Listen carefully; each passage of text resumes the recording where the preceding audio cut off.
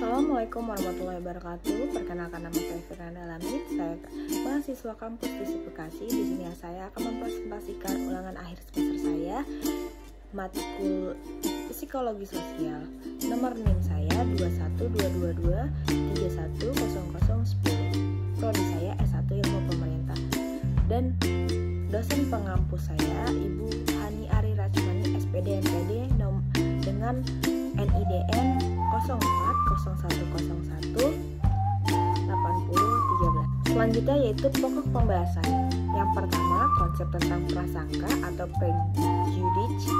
Yang kedua, stereotip dan diskriminasi. Yang kedua, konsep konformitas dan obedience. Yang ketiga, konsep agresi dan bagaimana mengurangi agresi.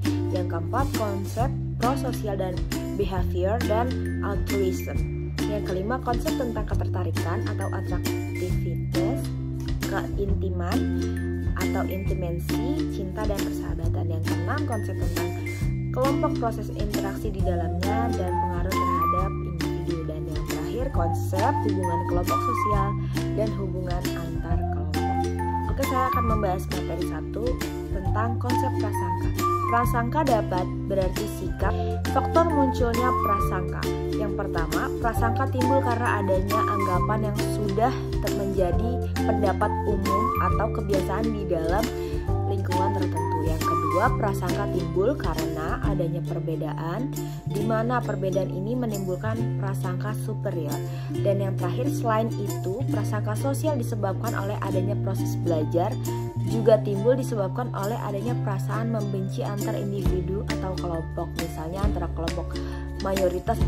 Ciri-ciri prasangka: yang pertama, adanya keyakinan kognitif yang bersifat merendahkan. Yang kedua, merupakan kecenderungan untuk merendahkan orang atau kelompok lain atas dasar pandangan dari kelompok sendiri. Yang ketiga, adanya pengepresian perasaan negatif. Yang keempat, perasaan negatif yang dimiliki oleh seseorang kepada orang atau kelompok lain yang memiliki perbedaan dengan dirinya. Dan yang terakhir, adanya tindakan permusuhan dan diskriminatif. Selanjutnya yaitu konsep stereotip. Stereotip adalah keyakinan atau asumsi atau juga pemikiran tertentu tentang individu yang hanya didasarkan pada keanggotaan yang dalam suatu kelompok, tanpa memperhatikan karakteristik individunya. Stereotip bisa positif atau negatif, dan bila generalisasikan secara berlebihan akan diterapkan pada semua anggota kelompok. Faktor penyebab munculnya stereotip: pertama, keluarga, sekolah, teman, dan masyarakat. Selanjutnya yaitu konsep diskriminasi. Diskriminasi adalah tindakan, sikap, atau perilaku yang dilakukan oleh seseorang atau satu golongan untuk menyudutkan golongan lain. Biasanya diskriminasi dilakukan oleh satu golongan dengan populasi lebih besar ke golongan lain yang populasinya jauh lebih sedikit atau yang biasa kita sebut dengan istilah minoritas. Penyebab terjadinya diskriminasi: yang pertama yaitu kebanyakan diskriminasi disebabkan oleh prasangka atau stereotip yang berkembang di masyarakat. Yang kedua, prasangka dan stereotip inilah yang akhirnya membuat seseorang cenderung mempermalukan orang lain dengan cara yang berbeda. Dan yang terakhir, mereka akan mempermalukan orang dengan status sosial yang sederajat atau lebih tinggi dengan cara yang lebih baik. Aspek-aspek konformitas yaitu peniruan, penyesuaian, kepercayaan, kesepakatan, dan ketaatan. Yang selanjutnya, jenis-jenis konformitas yaitu pemenuhan atau compliance. Dapat diartikan sebagai perilaku konformitas di mana individu berperilaku sesuai dengan tekanan kelompok. Dan yang kedua, penerimaan atau acceptance adalah bentuk konformitas di mana perilaku dan keyakinan individu sesuai dengan tekanan kelompok. Konformitas terjadi karena kelompok penyediaan informasi penting yang dimiliki oleh. Faktor-faktor yang mempengaruhi konformitas: A. Rasa takut terhadap celaan sosial. B. Rasa takut terhadap penyimpangan. Dan yang C. Kelompok-kelompokan. Selanjutnya obedience. Obedience atau kepatuhan adalah suatu tindakan, perbuatan atau perubahan sikap dan tingkah laku seseorang untuk menerima, mematuhi dan mengikuti permintaan atau perintah oleh orang lain dengan penuh kesadaran. Obedience dapat terjadi dalam bentuk apapun, selama individu menunjukkan sikap dan tingkah laku taat terhadap sesuatu atau sesuatu. Aspek-aspek obedience. Yang pertama, mempercayai atau belief. Lebih patuh apabila mereka percaya bahwa tujuan dari bentuknya suatu peraturan itu merupakan sesuatu yang penting. Yang kedua, menerima atau accept. Individu yang patuh menerima dengan sepenuh hati perintah dan permintaan yang ada dalam peraturan yang lebih dipercayai. Yang terakhir, melakukan atau action. Melakukan dan memilih taat terhadap peraturan dengan sepenuh hati dan dalam keadaan sadar. Faktor yang mempengaruhi obedience: kepribadian, kepercayaan, dan lingkungan. Masuk ke materi 3, yaitu konsep agresi dan cara mengurangi agresi. Agresif umumnya menunjukkan pada perilaku agresif yang melibatkan seorang atau kekerasan fisik, verbal, atau rasional dengan niat untuk menyakiti atau mendominasikan orang atau kelompok lain. Faktor-faktornya yaitu ketidakpuasan, frustasi, dan motivasi kekuasaan. Selanjutnya, pengaruh terhadap agresi.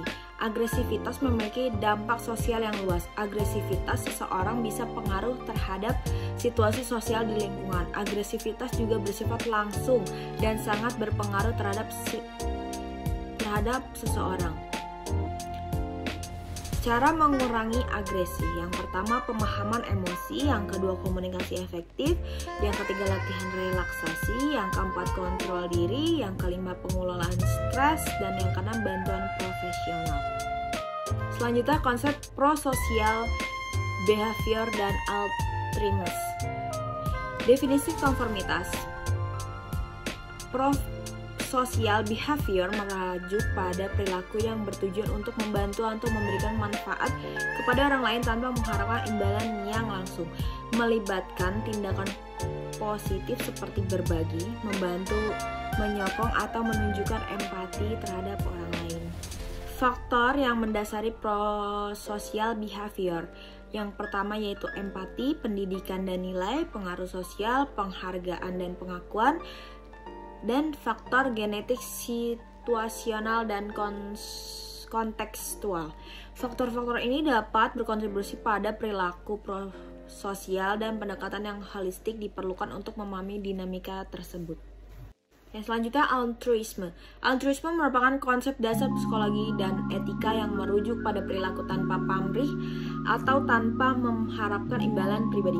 Konsep ini menyoroti sikap membantu tanpa motivasi, empati, atau keinginan untuk meningkatkan kesejahteraan orang lain. Dapat menjadi konsep yang sulit diukur secara murni, namun ide dasarnya memberikan pemahaman tentang kemungkinan perilaku positif yang dilakukan dengan niat baik tanpa pamrih. Faktor pendorong perilaku altruisme. Pengaruh faktor situasional merujuk pada dampak lingkungan, fisik, sosial, waktu, dan keadaan terdahulu pada individu dalam menentukan perilaku atau keputusan mereka. Yang selanjutnya, pengaruh faktor dalam diri yaitu A. Suasana hati atau mood, B. Sifat atau trait, yang C. Agama, dan yang D. jenis kelamin.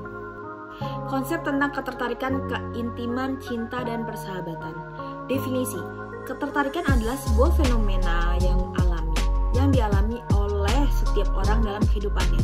Terkadang ketertarikan itu berawal dari sebuah proses interaksi atau satu individu dengan individu lainnya. Faktor-faktor ketertarikan: appearance, kesamaan di dalam sikap menjadi dasar untuk saling tertarik, kedekatan atau proximity. Yang keempat, hubungan menghasilkan keuntungan, dan yang terakhir, kesamaan dan pelengkap. Keintiman atau intimacy. Keintiman atau intimacy dalam konteks hubungan manusia merujuk pada kedekatan emosional, fisik, dan psikologi antara dua individu. Ini melibatkan berbagai pikiran, perasaan, dan pengalaman secara mendalam, menciptakan ikatan yang erat dan saling mendukung. 1. Keterbukaan emosional, yang kedua keterlibatan fisik, yang ketiga keterlibatan psikologi, yang keempat keamanan emosional, dan yang kelima kekuatan dan ketertarikan. Cinta dan persahabatan. Persahabatan merupakan konsep sosial yang murni. Persahabatan merupakan adanya pemeliharaan interaksi. Kecenderungan adanya persahabatan adalah karena adanya persamaan. Persamaan ini dapat berupa persamaan kesenangan atau hobi, berpikir, keinginan atau cita-cita, nasib, dan sebagainya. Konsep tentang kelompok, proses interaksi di dalamnya, dan pengaruh terhadap perilaku individu. Kelompok sosial adalah kumpulan manusia yang memiliki kesadaran bersama akan keanggotaannya dan saling berinteraksi. Kelompok-kelompok sosial bertujuan mewujudkan penerapan nilai-nilai. Interaksi sosial verbal dan non-verbal. Yang A, interaksi sosial verbal seringkali memainkan peran utama dalam komunikasi sehari-hari, mencakup percakapan antara individu, presentasi publik, ceramah, faktor-faktor yang mempengaruhi interaksi sosial. Yang pertama, imitasi, sugesti, identifikasi, dan simpati. Ciri-ciri interaksi sosial yaitu perilaku dengan jumlah lebih.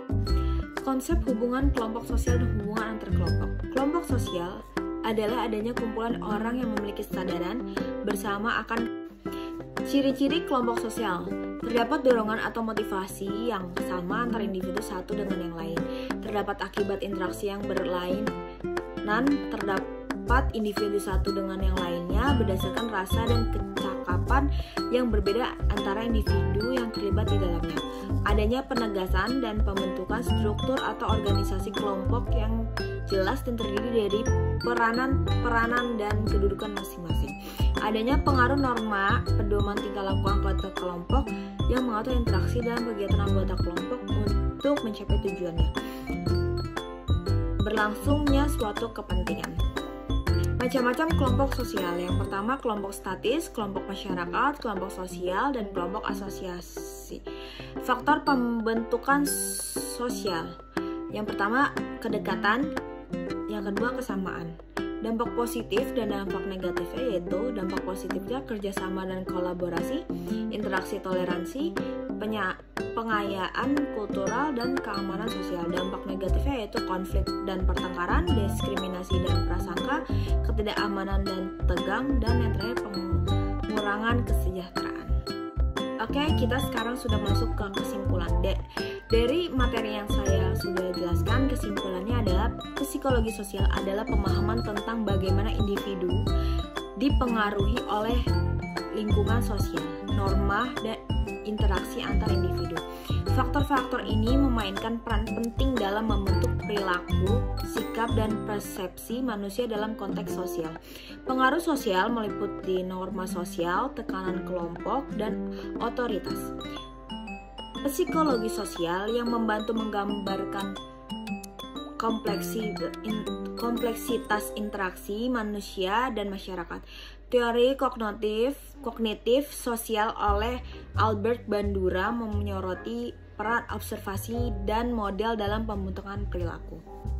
Sekian presentasi ulangan akhir semester saya yang bisa saya sampaikan, kurang lebihnya mohon maaf.